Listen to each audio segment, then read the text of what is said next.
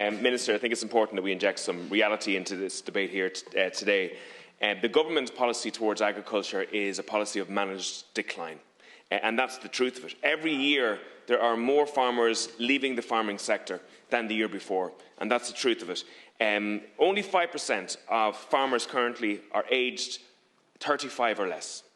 That's an incredibly small cohort of people, and you must know that there is an explosion of anger in rural Ireland towards the approach of the Fianna Fáil, Green, Fine Gael government towards agriculture. I want to know, what are we doing to get more young people into the sector? The farmer's life cycle is dependent on the price of the product and the costs of producing the product. And that's the most important factor in this whole process. And every grant that you give does not make up for the fact that every year, from the supply chain in farming, farmers are getting less and less. Most of the profit ends up with the factory or the supermarket. And the government is refusing to get involved in that element. And I know farmers at the moment, young farmers, are voting with their feet and they're going to work in other countries such as Australia currently. Why? Because they're witnessing the arguments amongst their parents, late-night stressful arguments, about mounting debt on the farm, and that's the reality of it. And that's until we get to focus on the price of beef, dairy, sheep, pigs and poultry in this state, until we get to some level where there is a floor at the cost of production for farmers, we're going to get into further trouble. And the truth of the matter is, what farmers are seeing is finger-wagging from arrogant and detached Green Party politicians at the moment, and their South Dublin and Fine Gael and Fianna Fáil colleagues in relation to this. There is a detachment from rural and regional Ireland and where this government is going, and that needs to be fixed. So we're not selling a pig in a poke to farmers in the way you are.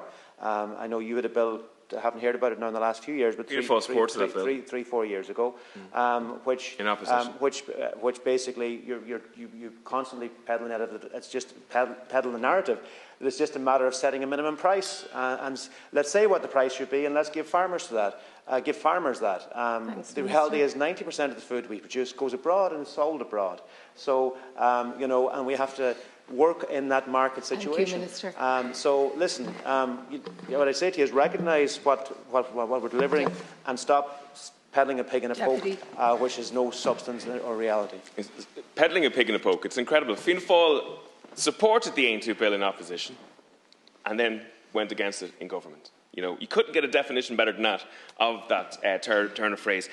If you want examples of where the government are letting down farmers at the moment, so we had the Brexit Adjustment Reserve Fund. Aontú found out that €150 million of that was meant to be focused towards farmers is now being diverted away towards climate measures. The government said they couldn't find ways to spend it in the agriculture or fishing sector, which is incredible given the state that those two sectors are in. Aontú also found out that Eamon Ryan's department reallocated €1.5 million that was focused towards the Just Transition Fund away to the climate activities of the UN. So where there is money available to help farmers, it's been refocused away from farmers, and that's a big major issue. And farmers are being scapegoated at a time where this government's ministers spent 180,000 tonnes on emissions on their St Patrick's Day trips. Now, just put in contrast the scapegoating of farmers in terms of climate change and the actual actions of the government in terms of climate change. What I'm asking is concrete evidence of steps being taken to help young farmers know that there is a living to be made out of farming, that there is an income that's been made enough for you to be able to raise your family. You're running around counting CO2 emissions from the St Patrick's Day trips. That's the sort of stuff you're at.